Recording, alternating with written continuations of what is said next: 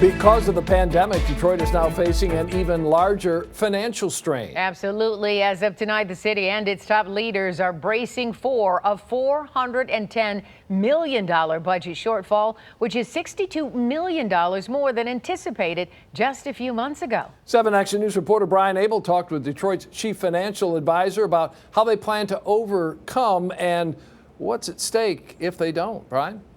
Well, what's at stake is that an emergency financial advisor would have to take over. That was part of the deal as the city of Detroit came out of bankruptcy. Steep cuts and cash set aside for emergencies is how the city is hoping to come out even. The city planned really hard over the last 5 years to set aside funding so that it could be in a position to weather an economic contraction. And that's how the city of Detroit has stayed out of the red so far, as COVID-19 has sent our economy tumbling. About 85% of Detroit's expected $410 million budget shortfall is covered, according to Chief Financial Officer Dave Masseron, through rainy day funds and transferring cash from other funds like blight remediation. If there's a building that's going to fall on a sidewalk or an adjoining house, the city will respond. Much of the city's revenue stream still dammed up from the pandemic. Is it a problem that revenue for the city is so heavily dependent on casino revenue?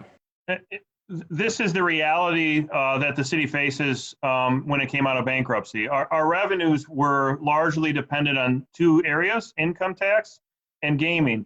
Gaming has historically been a very stable tax have contributed to the stability of the city's cash position.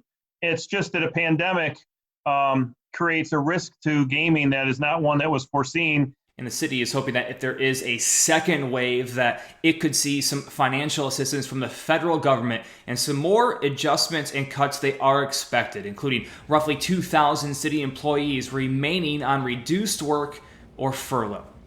For 7 Action News, I'm Brian Abel. All right. Thank you so much, Brian.